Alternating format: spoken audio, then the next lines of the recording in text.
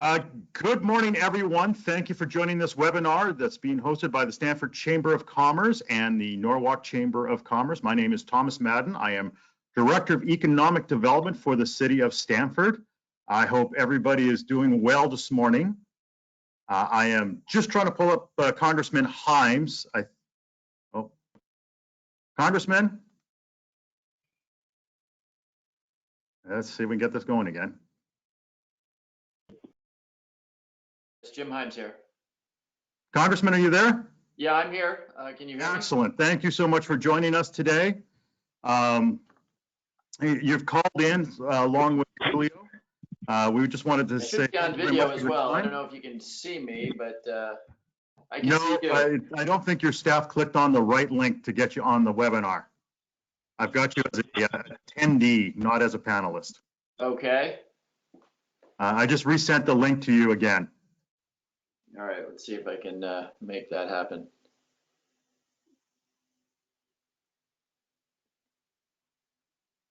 So while Congressman Himes is getting logged in here, I just wanted to do a quick poll with everybody, just to help us out in terms of looking at future webinars and what we're looking at.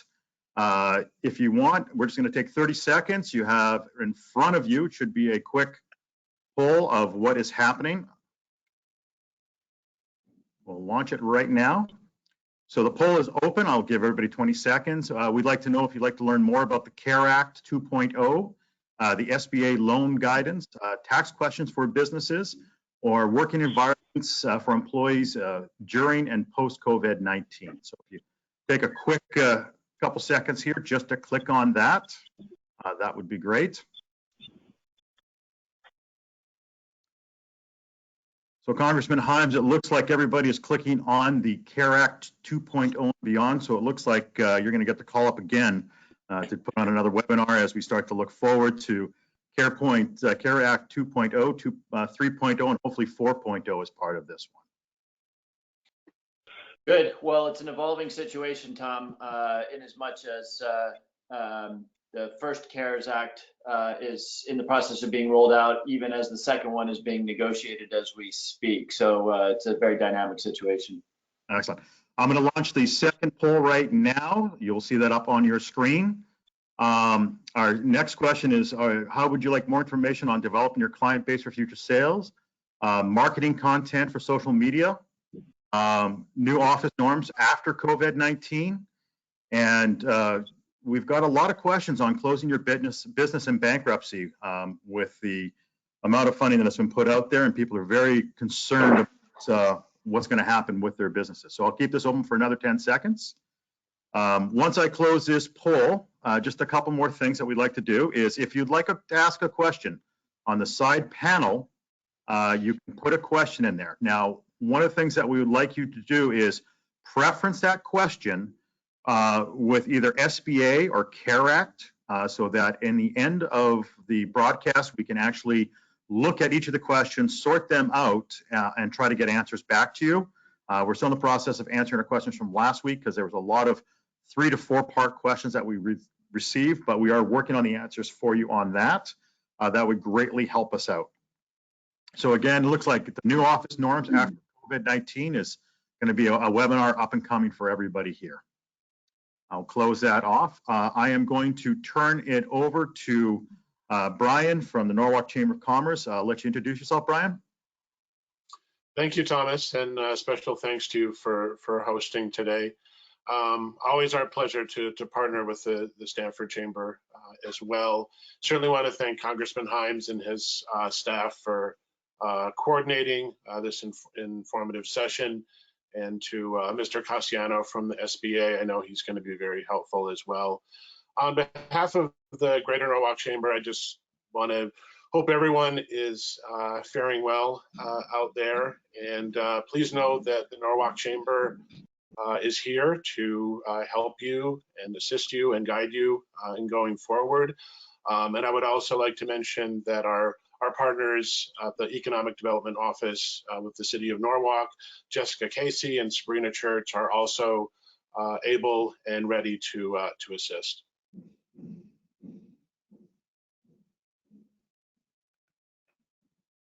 Excellent. Thank you so much, Brian. I'll turn it over to Heather. Heather, you have the floor here. Thank you, Brian. Good morning and welcome, everyone. To everyone who's joined us today, please stay strong and always have hope. We'll get through this together. And I would also thank the Norwalk Chamber and all of my partners, other chambers as well, and Thomas Madden for coordinating this. And of course, Congressman Himes and Julio Casiano, who's here with us today, for your strong leadership in helping us in these unprecedented times. The Stamford Chamber remains committed to serving our business community through this pandemic as we navigate through these uncharted waters, which we will resurface, and we are looking at plans moving forward. So for all of our business owners that are on this call, we are here for you, and we look forward to brighter days ahead. Thank you. Excellent. Thanks, Heather. Well, Congressman Himes, we're going to turn the floor over to you. I think we've got a lot that we sent into you, but I think everybody's very curious about what is up and coming for the CARE Act 2.0 and potentially 3.0. And I know we've had questions for Julio for SBA, just in terms of, we've had people apply for the economic injury disaster loans and the PPP, and just in terms of the length of time that we're seeing in terms of processing them and when they will see the money potentially come into their accounts. Yeah, thank you, Tom. Can you hear me okay? I can hear you. Okay, I was sent a link to be a participant rather than a panelist, so I guess we will not have video unless we can somehow fix that quickly. But I don't know. What do you want to do? Well, let's just continue on, and we'll work with the, of course, technical difficulties. That good thing I was on that audio-visual club in elementary school, so I'm here to get you lined up with the webinar at the right link here. Great. Okay, sounds good. So let me just take sort of 5 or 10 minutes to do exactly what you said, Tom and Brian and Heather. Thank you for organizing this. We're in a phase right now where we need to do two things. We need to make sure that all of the information on the resources that are available to people, hospitals, but in particular for purposes of this call, our small businesses, are well known. And we need to make sure that the systems that are designed to deliver those resources are working. The first task is a lot easier than the second task, and I'll come back to that. But let me just very quickly give an overview. 2-3 weeks ago, the Congress, recognizing how very severe the economic disruption associated with COVID-19 would be, in remarkable time passed a $2.2 trillion bill that had all sorts of resources. I say remarkable because when I started in this business actually 10 years ago or so, in the face of the financial crisis, the Congress took 5 months or so to come up with what was then known as the stimulus, the American Recovery Act, that was a third the size of the CARES Act. It was $787 billion, and sort of very, very quickly we passed $2.2 trillion in aid. That's the good news. The bad news is the premium was obviously on speed. And so as a result, we are discovering a couple of things. One, that our systems and our administrative capacity to put the money out there, and I'm talking about everything from the Paycheck Protection Program loan to the economic injury disaster loan to unemployment compensation, those systems and administrative capacity are, kind of not there to deliver what is used to, the metaphor I keep using is, they've always been garden hoses, right? And now they're trying to sort of deal with Niagara Falls worth of volume. So organizations like the SBA and the Department of Labor and others are working 24/7 to try to get that systems and administrative capacity up. But it is leading to backlogs that are very, very frustrating. Not just frustrating, that are actually, kind of existential for families, for individuals, and for businesses. So let's really quickly just touch on the resources that are out there. Most people will be aware of the Paycheck Protection Program loans that are made by applying to your banker or a banker. Pretty much all of the banks in the state of Connecticut are SBA 7A qualified lenders, which is what you need. The banks, of course, have been overwhelmed by demand because this is a very attractive loan in as much as most of it is forgivable if it is used, in fact, to pay for payroll and to pay for certain expenses in an amount of 25% of the loan. And I know that that's an issue for some people, but leases, rents, mortgage, utilities, that sort of thing. Those payments turn into essentially grants because they are forgivable. If they are not forgiven, the terms on the loan are very soft, and we have seen dramatic demand. So nationally, the CARES Act allocated $350 billion for this program. And as of last night, we've seen almost 250 billion of that initial 350 billion approved. The number for the state of Connecticut is kind of consistent with our population. Actually, we're a little overrepresented. We have been approved for $3 billion of loans. Just shy of 12,000 of those loans have been approved. What I cannot answer for you, because I don't yet have good data from the SBA or from the Treasury, is how many of those have actually closed and funded.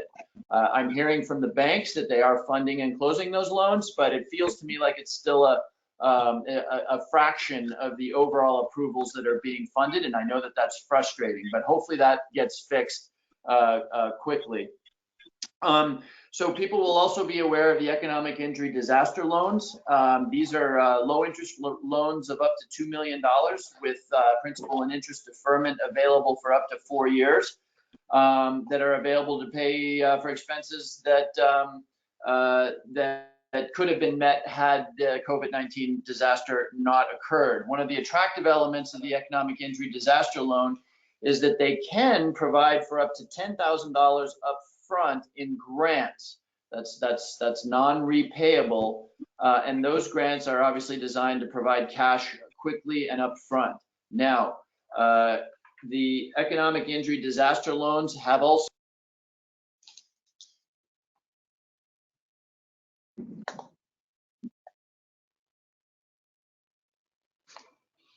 Oh, we lost them.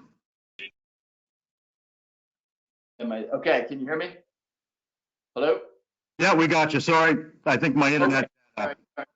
a glitch. Little technical glitch there. I know that this has been a cause of some frustration because overwhelming demand has caused the SBA to limit some of those $10,000 grants. I've heard that there have been limitations of $1,000 per employee, et cetera, but people should be aware that that is out there.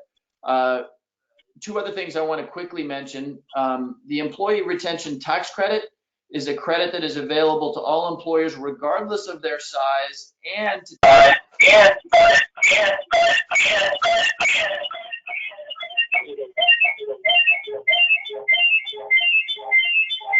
Hello?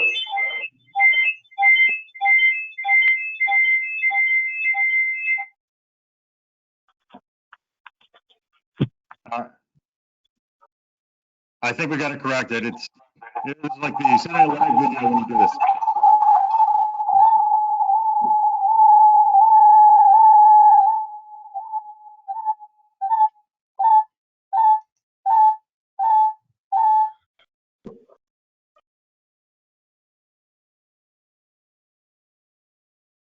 All right, I appear to be back. I used to be a much more aggressive fan of the American tech industry than I have become in the last couple of days.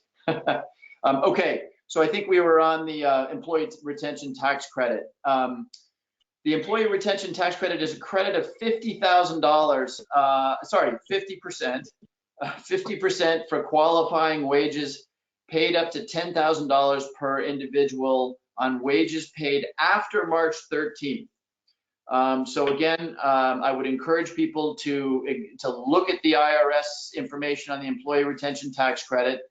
Obviously, you can't double dip. If you're taking the tax credit, you can't also be taking the forgivable loan from the Paycheck Protection Program on the same employee, but that is worth examining. Finally, with respect to small businesses, the Federal Reserve is rolling out a Main Street lending facility. The Main Street lending facility will be a program that, as far as I know, it's not up and operative yet, but $75 billion will be made available to support up to $600 billion in lending for small and mid-sized businesses.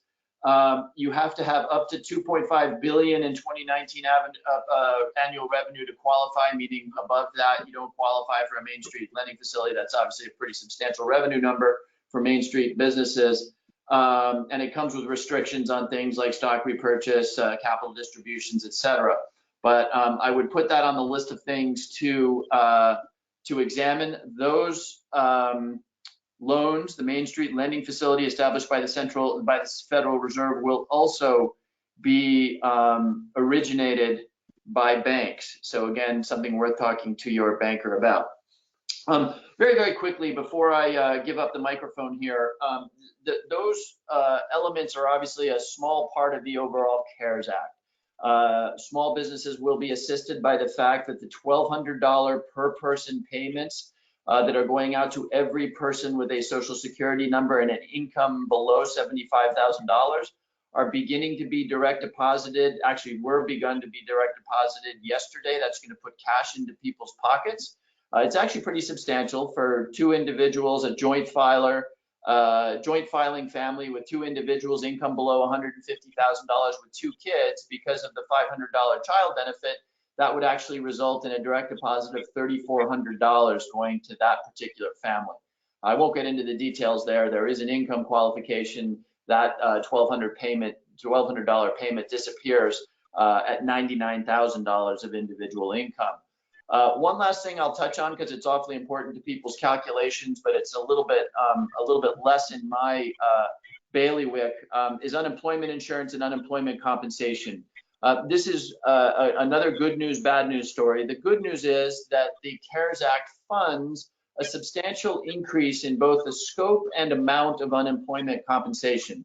So in the state of Connecticut, the cap on unemployment compensation has hitherto been $649 a week. The CARES Act will fund an additional $600 for a weekly payment of $1,249 in unemployment compensation. It also lengthens the time over which somebody can collect unemployment compensation by 13 weeks. That is on the federal government's tab. And finally, and I think this is the reason I bring it up, for the first time ever, unemployment insurance compensation will be available to freelancers, to independent contractors, and to gig economy workers. That's all the good news, and I'll circle back around to what I started this conversation with, which is just because you appropriate it and wish it so doesn't make it so. All of these organizations, the Small Business Administration, the Connecticut Department of Labor, is operating on 30-year-old systems. When they were told that they would need to begin to disperse checks to independent contractors and gig economy workers, they obviously didn't have the systems or the administrative capacity necessarily to process that. So like all of you, I'm dealing with a great deal of frustration over the fact that many of these programs are having a hard time getting through very congested garden hoses, to stick with my earlier analogy. The good news around unemployment compensation is that individuals will ultimately be made whole. So what I've heard is that the Connecticut Department of Labor, which again is not under federal jurisdiction, but the Connecticut Department of Labor has had something like on the order of 339,000 claims made, which is 10 times their usual volume. And they have been able to process 50% of those, but they have not been able to process the additional $600, nor have they started processing the independent contractors and gig economy workers who are newly eligible for that unemployment compensation. Again, that's a very tough reality.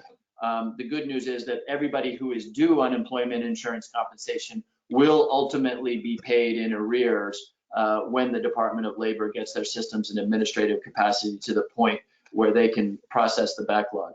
So again, thank you very much to Stamford and Norwalk Chambers. Let me wrap up there. I'm delighted that I'm joined by Julio Casiano, who can answer particular questions on the SBA-oriented programs.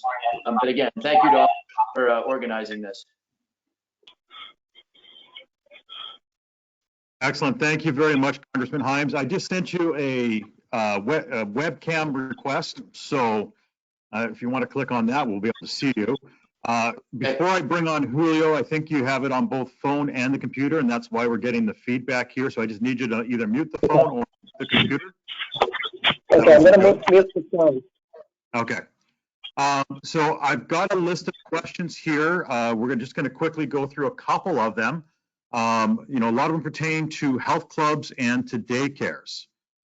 In particular, what relief is coming for daycares in terms of what we can expect from the CARE Act 2.0.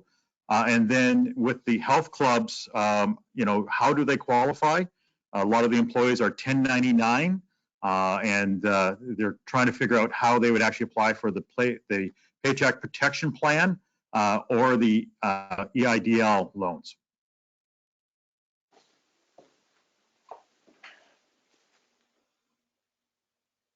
Can you hear me? Yep. Great. My turn? Yes. Okay, great. Thank you for having me. I know that last week we were, in fact, together with Congressman Himes, and we shared information as to where the SBA has been in the last couple of weeks in terms of working on all of these programs, because as the Congressman indicated, we're running really almost 4 different programs at the same time, except that the public seems to be focused on the PPP program. And then when we first started back on March 15, which was the date that the governor and the administration for SBA had declared Connecticut as a disaster, it was only the IDL program that was up and running, which was the Economic Injury Disaster Loan. And that was more of a paper format process, and it was up and running, except that it got overwhelmed. And then we kind of about a couple of days later introduced this new setup on the internet, which was the Advanced EIDL program, which the congressman mentioned about the $10,000 advance.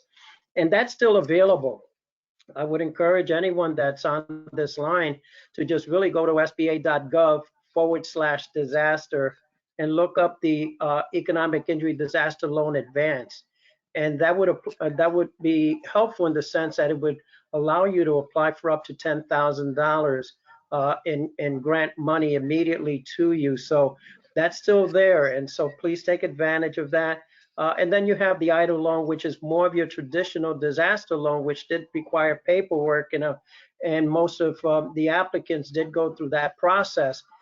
And that's more intensive for SBA because that requires underwriting, and that's where the loose ends have been, is trying to get that information, which at our level here at the district, we don't have any access. Usually I do have access when the loans have been approved, but not before it's in underwriting. So it kind of lags that process. But originally when the EIDL loan program was introduced, it was supposed to take up to 21 days and an additional 5 days to close. So you're almost looking at a month in terms of what the original program was. Then you move forward last Friday, and then you had the PPP program, which was introduced, and that kind of expedited a lot of what was happening through the banks, not directly through the SBA, but we were then at that point really working with the banks to help them set up around the state. And to this date, that's what we've been doing here at the office, is really working with the banks. The number of customers that were calling early on have tailed off. We're getting more the banks calling because they're looking for specific questions and answers to what issues or needs that they need in order to help that small business get in through the PPP program. And that's where we are today in the sense so that we still have the Economic Injury Disaster Loan, which is through the SBA's website. You do have the Advanced Loan Program. And let's not forget also, you do have the ability to go to your bank and get the traditional 7A program that's still there, that has not gone away. And then you have now, which is the Payroll Protection Program. And all these programs are running simultaneously. And so you could understand the magnitude of what's been happening and kind of who and where to call. But again, if you're looking for information on the EIDL loan program, let me give you a phone number that you can call, and hopefully that could help you with trying to find out where your EIDL loan is at. You could contact 1-800, that's 1-800-659-2955. Let me repeat that, 1-800-659-2955. So that's the Disaster Answer Center that should help you to get some information as to where and what status your loan is. The Advanced Loan Program, the up to $10,000, SBA for the last couple of days has been sending out notices and forms and information to those that had applied. So hopefully, probably by the end of this week, everyone that's been through the advanced portion should have received or will be getting something from SBA on that end. Excellent, thank you. So that answers quite a few questions. We had quite a few just in terms of I applied on April 2nd for either the PPP or the EIDL loans. I've got a number, I haven't heard back, so it sounds like in the next couple of weeks you'll be hearing a few hearing responses back. What happens with the PPP loan program? Basically, the client is the applicant is going directly to the bank. They're probably either doing this online or meeting over the phone or submitting the paperwork. The bank is supposed, or the lender is supposed to work on the package that they received. Once they approve the loan and it's set up on the SBA's internal system, the borrower receives some notification, and the process is within 10 days they have to close that loan. So from the minute that the borrower receives notice from the lender, they have 10 days to close, and we've been instructing the banks that that's how the payroll protection program has been established. Another question that's come up is in terms of the PPP, you have that April 26th deadline to begin paying employees. Some of the businesses here have not heard back whether they've been approved or not. And is that deadline going to be extended? Oh, if you want me to, it's from the date that they close. So the minute that they close, that's when the ticker for the 8 weeks starts. Okay. And just in response to restaurants, they've been ordered closed and they don't know when they're going to open. When does that 8 weeks start ticking for restaurants? Because if they are still mandated by the state to be closed, when would that timeline begin? I don't have an answer for that because that's maybe the congressman has one for you on that. Yeah, Tom, I can contribute, maybe not in an entirely satisfactory way to that, but I've spent a lot of time on the phone with a lot of local restaurants. Right now, the way the law is written and the way the Treasury has interpreted the law in their regulations means that there is not a provision to do what we should do for restaurants, which is allow them to postpone this start of the clock, because obviously they can't reopen until they've got legal authority to do so. There's also a problem there, Tom, with respect to these are businesses that often have much higher fixed costs and lower employee costs. And of course, the PPP loans are limited to using 75% of the forgivable amount to wages and only 25% for other costs like lease, mortgage, utilities. So that's a very awkward situation for our restaurants. There's two routes that we're pursuing. Number one, we're agitating with Treasury to see if there is some mechanism where they can rewrite the rules to allow restaurants to essentially start the clock ticking down the road as opposed to when they're closed on the loan.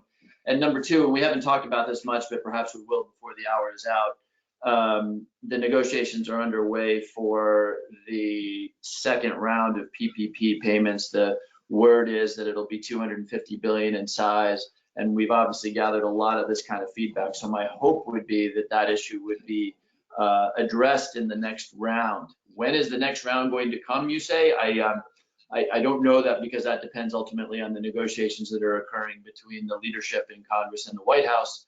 But it is true that we are likely to run out of the initial 350 billion appropriation by the end of this week. That creates urgency around getting this done in a matter of days rather than a matter of weeks. Also, they have until June 30, and that's the deadline for this funding. So they have to have employees in place by then, technically it's all prorated based on the number of weeks that the employees have been employed through the end of June 30. Excellent. Maybe you can provide some more information on the requirements for the forgiveness of the SBA loans. We've got several questions on that as well. There's still guidance that's going to be coming out from Treasury on that. The rules that are in place right now are generous in the sense that they do have to, upon the 8-week period, they do have to submit the evidence that they had from when they applied for the loan. So if they're saying they had 5 employees and that the payroll on average was going to be, say, $25,000, then once the 8-week period is over, they're supposed to come back to the bank and provide them the evidence that they still have 5 employees and that their payroll during that 8-week period was $25,000. In general, that's what the program says that the applicant has to provide to the bank. The bank, all the bank is doing is verifying your information. They're not doing the research. They're not calling anyone. They're just basically verifying what you've provided them, and then you're attesting that that information is true. Tom, I can put a little bit more meat on those bones.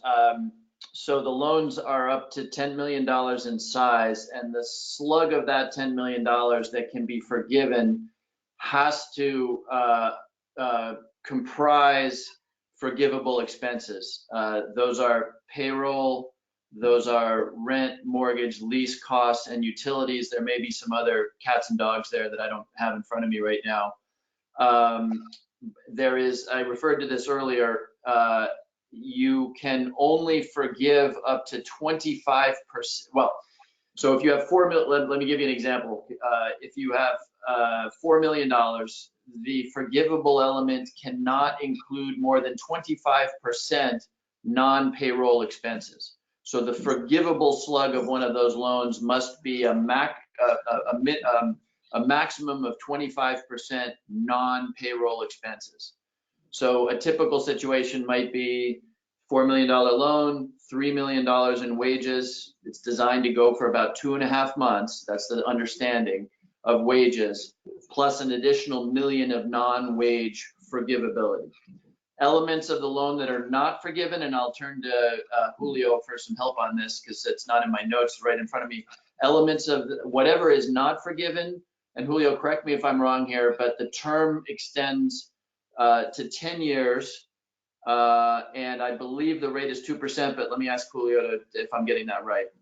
Right, the way the Congress had submitted the CARES Act was for 10 years.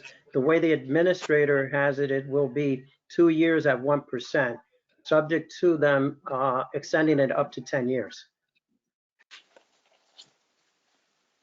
The first 6 months of the so whatever balance is remaining, the first 6 months is you basically have no there's forbearance on interest and principal for the first 6 months. Then after that, the balance basically is rolled into a 2-year loan at 1%. And Tom, it's worth emphasizing, I think most people know this, but the PPP loans can be issued to nonprofits as well. Believe it or not, and I was as surprised as anybody to learn that, they can be issued to houses of faith, churches, synagogues, etc. as well. And can be applied for by self-employed individuals and independent contractors. So it's a much sort of broader program than traditional 7A lending has generally been. Excellent. So here's a little bit longer question here. So the PPP loan 8-week rehiring versus a $600 weekly payment on top of UI. Why would a $15 employee on UI return to work when they're getting more than their pay via UI plus the $600? How do we hire back an 8-week PPP requirement? Also, if we give a written offer letter, does that remove the UI for the ex-staff? The goal is to get them back to work and off UI. Some of the staff have already mentioned this to me. Yeah, let me take an initial crack at that. There was so I think we're getting questions on the UI. Yeah. Yeah, let me take an initial crack at that. There was a lot of concern initially that the 1249, because it might exceed the weekly wage of a substantial number of employees, that it might actually lead people to leave their jobs in order to collect that UI. That's not a real thing, in as much as you cannot collect unemployment insurance if you quit your job. You have to have been laid off or fired or furloughed or had your hours substantially reduced in order to qualify for UI. Now, today, as a practical matter, my understanding is that the average UI payment being made by the state of Connecticut, and this will go up over time, is $450. So we haven't gotten to the sort of $1249 yet. I think the question is a good one, though, because if somebody has been terminated, you know, and they're getting their unemployment compensation. Remember that unemployment compensation varies based on what your wage was. So for your typical wage worker, you're not going to see a dramatic raise in your unemployment insurance above and beyond what you made as an employee. So that should help with the issue that was raised by the questioner. You might still have a situation where somebody would prefer to collect UI because they were fired. Nobody resents that somebody is collecting UI if they were laid off. You might still have a situation where somebody would prefer to collect the UI than to go back to work. Now, so what control or what sort of restrictions do we have to try to encourage people to go back to work? It is a requirement of collecting UI that you be actively seeking work. And so therefore, theoretically, and I do mean theoretically, right, because this is all very questionable in its enforceability. Theoretically, if somebody issues an offer letter to somebody who's on UI, they should take that offer letter or they might risk their UI. Whether the enforceability, I mean, I'm not going to try to snow anybody here, whether that's truly enforceable is a different question. But you shouldn't end up in a situation where somebody is collecting substantially more UI than they were making as a wage earner. Excellent. So just shifting over a little bit, we've heard a lot of talk about the banks. You know, we have questions from some of the SBA lenders. So, you know, banks are saying that you have to be a commercial customer to qualify for PPP. Wells Fargo is indicating that they're already oversubscribed for the PPP, even though the application was submitted 2 days before the announcement. What's the likelihood of them getting more funding or increasing the cap for themselves? And how do we get transparency into companies which are receiving these loans? That's more of a question with the Congressman, because through SBA, we only work with the appropriation that we receive in terms of the funding to the public. So, and at the same time, as I had indicated, maybe if the PPP program has run out of funding, we still have the economic injury disaster loan and the advanced loan. They're still in place. So individuals can actually apply for one and in fact, they could apply for all three right now. Tom, I'm sorry, I missed the first half of your question. Can you just quickly repeat it? Sure. So banks are saying that you have to be a commercial customer of their own to qualify for the PPP. Yeah, got it. Yes, big problem. Yes, big problem. It's remarkable what happens. The economics professors will be studying this for decades to come. What happens when you basically hand out free money, right? Turns out people want it. And as a result, and by the way, I don't mean to be sarcastic about that. This is not free money. This is to keep people in groceries and medication and not getting evicted. But my point is obviously that the demand has been huge. So there was no restriction on any bank in making decisions around how they would allocate their limited time. So in many instances, banks said, hey, look, it's a complicated process to do the Bank Secrecy Act work, the Know Your Customer regulatory work, the privacy work. It is not a simple thing post 9/11 to set up a banking relationship. And so many banks, in fact, have said, we're going to prioritize people with whom we have pre-existing relationships. And again, there was nothing in the law that prevented them from doing so. So our opportunity here, the good news is most people do have some pre-existing banking relationship, but this is something that needs to be fixed in the second slug. And it's one of the reasons why Speaker Pelosi in particular has asked for a substantial slug of the next PPP allocation to be made to small community banks and to community development finance institutions and the smaller players, because inevitably, and again, the objective here was speed, and we're sort of learning some of the downsides of not taking more time to work this out. One of the uncomfortable outcomes here has been that it has been those more sophisticated entities with deep banking relationships that have been first in the queue to get these loans. So again, there is an attempt to set aside very substantial amounts of money that would go to your really small financial institutions and your community development financial institutions, the CDFIs of the world, to try to backfill some of the demand that was unmet for those folks that either didn't have a banking relationship or didn't have that kind of relationship that moved them to the front of the queue in the first slug of money. Excellent. So just going back, we've got probably about 4 or 5 questions here relating back to sole proprietors or health clubs again, that is, they are the only employer, they own the company. What options are available to them to apply for in terms of loans for them to get through the current pandemic? For the, I'm sorry, I'm having a little audio problem. You're talking about the independent contractors, Tom? Independent contractors, sole proprietors. I own my own business and it's a service industry. So I could be a hairdresser that's renting a chair. I could be a fitness instructor. I could own just a small business that is cleaning gutters. With the current pandemic, what options are available for me to continue keeping myself in business in terms of both the PPP and the EIDL? What do I qualify for? Yeah, let me kick off and then maybe Julio can add some color there. The truth is that I think all of the programs that we have been talking about, the Paycheck Protection Program loans, the EIDLs, the Main Street Lending Program, and by the way, the unemployment compensation. Remember, I noted that for the first time ever, independent contractors and gig economy workers, freelancers will qualify for unemployment compensation. I believe that all of the programs that we have been talking about this morning are available to independent contractors and sole proprietors. There are some exceptions. There's an exception, for example, for gambling businesses. There's a variety of businesses that have a small number, but a variety of exceptions to that. What's important here is that people will want to do the work to make sure they're not, in a sense, essentially double dipping. So, for example, if you take the employee retention tax credit for yourself, you then can't turn around and take the full forgivable 2.5 months of wages for yourself.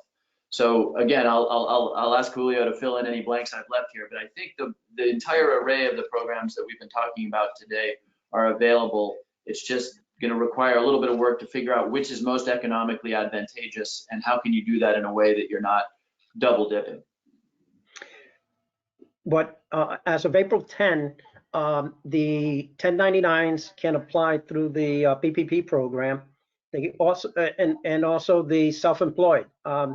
The LLCs really started 1 week earlier, so they had access to the PPP program.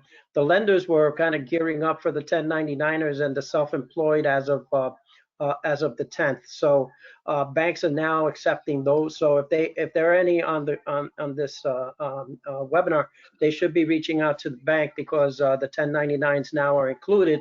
So the question that I've asked, well, I haven't prepared my tax return for 2019.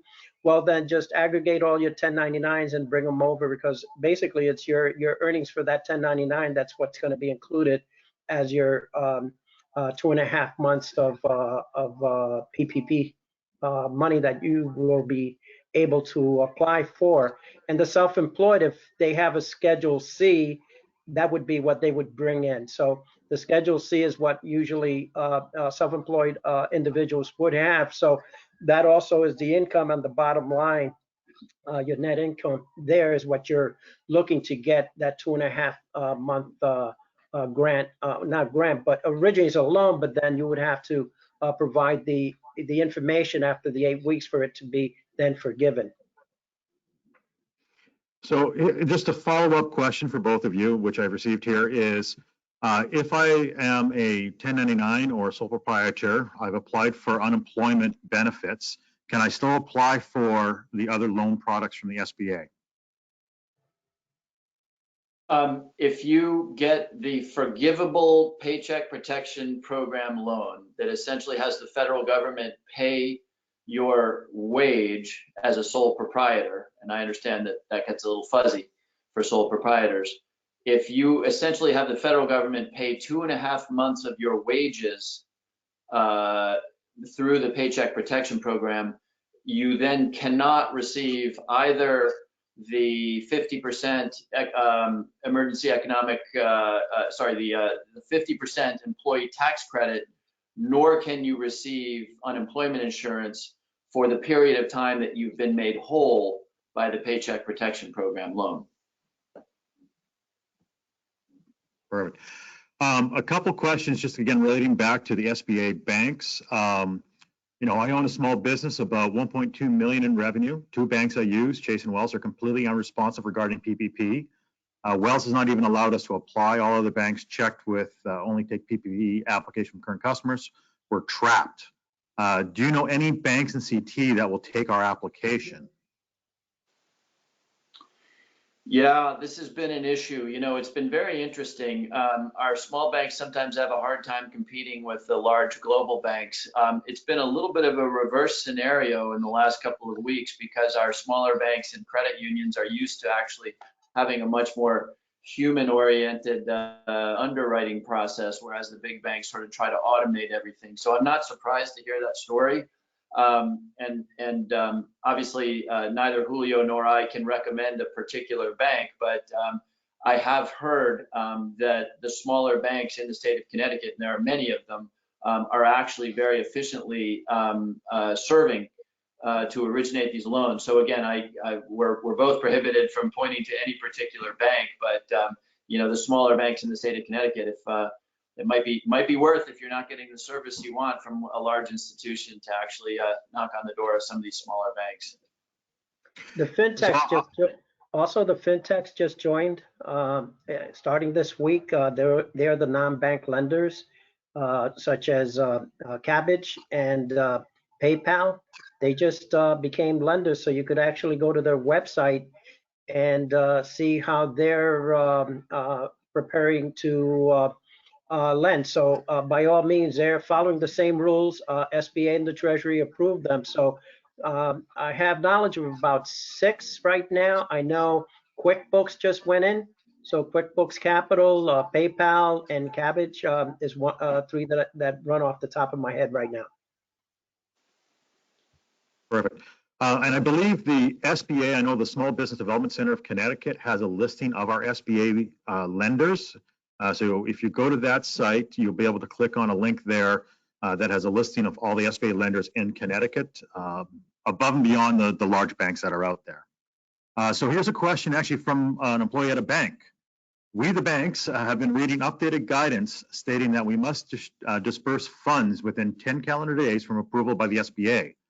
Since guidelines on this came out late and we're starting getting loans approved on April 3rd, can the reps or state reps work with the SBA to eliminate this requirement? We're all working as fast as we can as community banks to get the funds out into our customers' hands. Yeah, very, very good and very fair point. The banks were put in a near impossible position. Again, speed has been the watchword here. And so 2 weeks ago, the Treasury Secretary announced that banks would begin accepting applications for the Paycheck Protection Program loans on Friday, and it was Thursday night that the banks actually got the guidance and the regulations for doing so. So the bankers have been like one-armed paper hangers over the course of the last couple of weeks. I get it and hear it. I'm not sure that push to get things out rapidly is likely to change. Again, this is money that makes a difference for food on the table. What I can tell you to provide some comfort is that the Treasury Secretary and the folks at SBA understand the extreme stress that this has put the 7A lenders under. And they understand as well that speed was essential here. So I think, and this is not a lawyer speaking, but I think what you will find is that over time, there will be flexibility, that the reviews of documentation around payroll will not be done with an eye to really zinging the banks, because again, the whole ethic here has been that speed was essential. So, and I will, as a member of the Financial Services Committee, I will I will do my best to make sure that these banks, which quite frankly were put in a near impossible position in the last 3 weeks, don't end up bearing the brunt for mistakes that are made associated with the need to disperse money, up to the point, obviously, of negligence. But yeah, the question is exactly right. I mean, it's been stunning to me how fast Treasury has pushed this without providing necessarily even documentation or forms or the needed elements of getting them done. All right, this is a question for Julio. So people have already actually called the 800-659-2955 number. One person has said that the staff there said they cannot see the status of the loan confirmation number. That's the Center for Disaster Assistance. They should have access to some portal. I'll follow up on that because they're hiring a lot of new people as this program has expanded. The cadre of folks that they've had to hire across the nation, my understanding is in the thousands, and a lot of these are new folks that are answering these phones, and they're hired at different levels. So let me find out about that and get back to you, because that's how I've been referring. I have no access to a portal. I wish I had someone from ODA here that could have probably answered directly, since these loans are processed through the Office of Disaster Assistance. But I'll find out and get back to you. Excellent. Another quick question here is, what happens if I'm rejected for either the PPP or the EDA loans? Is there an appeal process for this?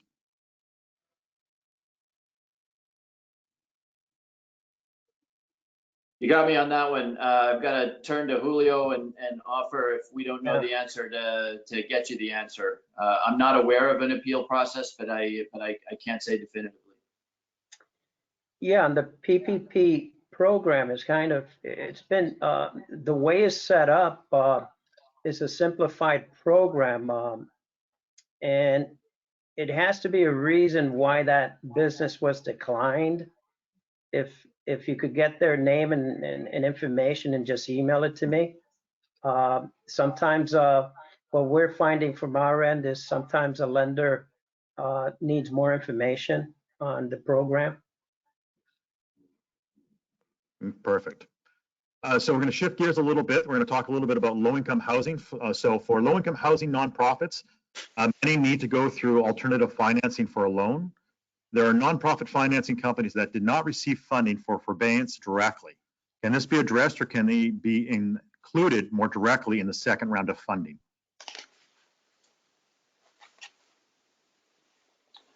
This is for Tom. The question is for a nonprofit community-based organization. Correct, for low-income housing.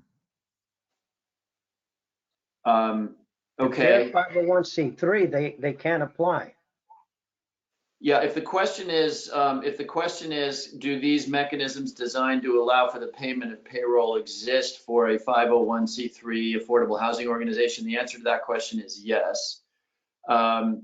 If the question is, what about the resources that are there to help the housing system, I would point to a couple of things. Number one, the CARES Act appropriated very substantial community development block grant monies, which went straight into our CDBG eligible cities. So for example, in my district, that's Bridgeport, Norwalk, Stamford, the town of Greenwich, maybe one or two others.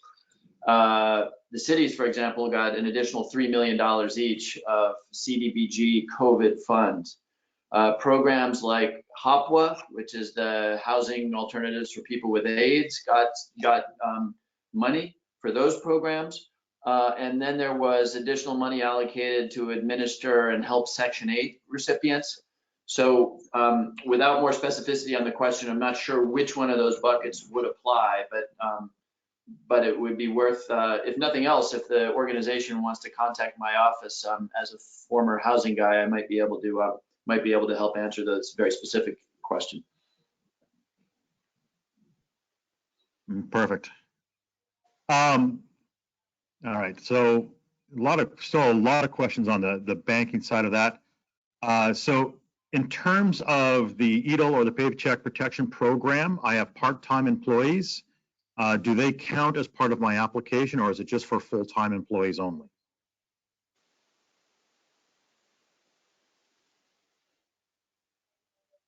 They do count. All right, there you go. Yeah, that was an easy answer one. Keep going down here. Can housing authorities that are independent of a city apply for the PPP? That's a very So I good guess question. Yeah, it's a great question.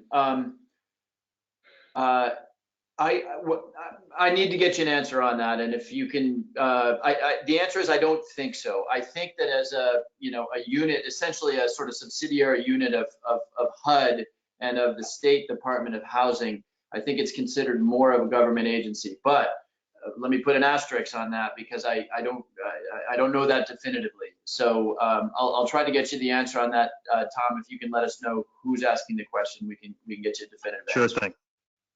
Okay. We're three owners of a rental property. So what would we use as a Schedule C to make our EATL claims?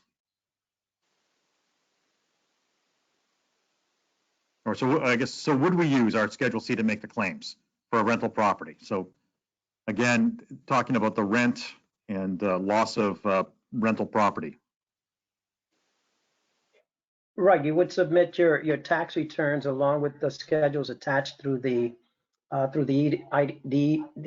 Economic Injury Disaster Loan Program.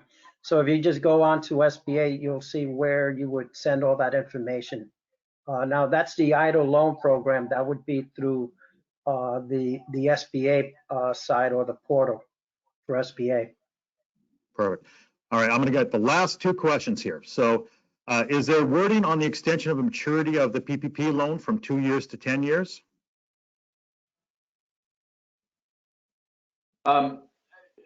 So the statute says that these loans have a term of 10 years. I just heard Julio say that the guidance being given is 2 years. I need to better understand that, but if the statute says it can be 10 years, then there is an opportunity, obviously, for the Treasury to say we will give, an extension of the maturity. But Julio may know more about the 2-year decision than I know. Correct, and I know under the CARES Act, it does indicate 10, but the administrator, along with the treasurer, had indicated 2 years at 1%. But it can be extended since I imagine it's written into the law. But that's something that I would imagine the congressman would need to look into. And Perfect. All right, so last question, since we've run up to the noontime spot here. If we paid employees when they were required quarantine effective Sunday, March 15th, and paid through April 3rd, does paying the salary get included against the PPP loan? So I guess it's what happens if you have quarantine employees and going up to when you apply for those PPP loans? if you have them on payroll, you count them. Okay. So if you have 5 individuals and one is quarantined and you're paying them, you count them. All right. Perfect.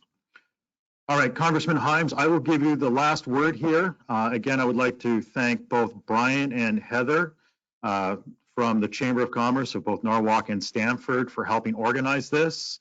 It's been the pleasure of the City of Stamford to host this, and we'd really like to thank again the Congressman for your time. I know how busy you are, and especially to Julio for being able to answer the questions.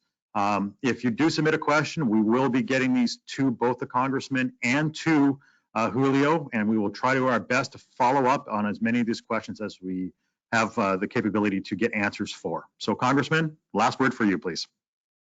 Yeah, Tom, Brian, Heather, thank you very much. And Julio, thanks for participating in this. We've done a couple of these. Thank you, all of you who are listening. Couple of points.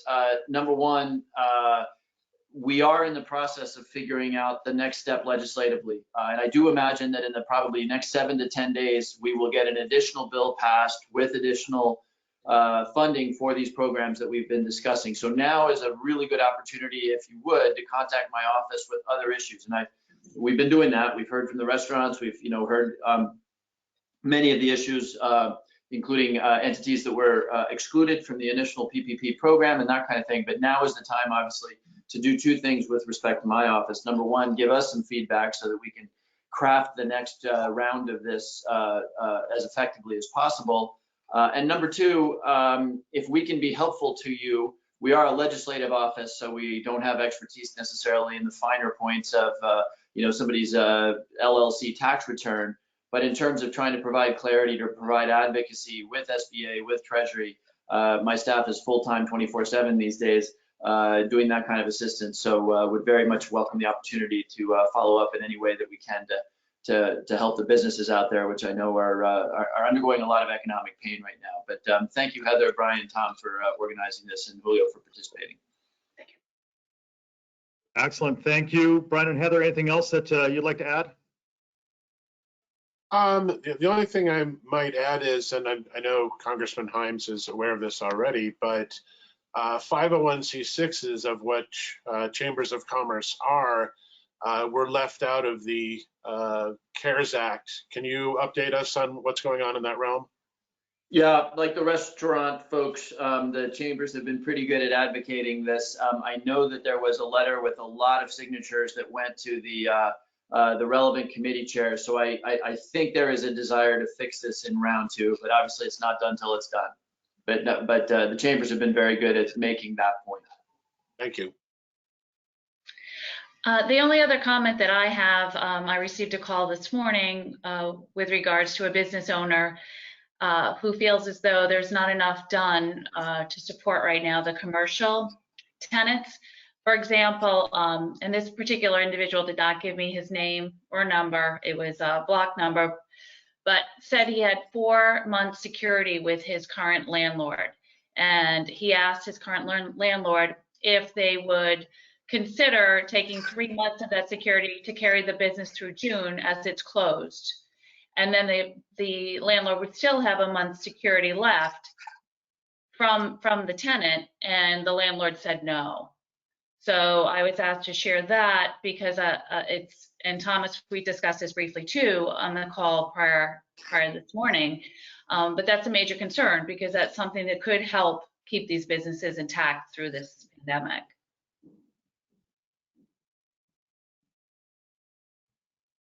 All right. Yeah, thank you for that. All right. Well, again, thank you everybody for joining us today. Congressman Himes, we look forward to hopefully having another webinar when the CARE Act 2.0 comes on and having you be able to explain all of that.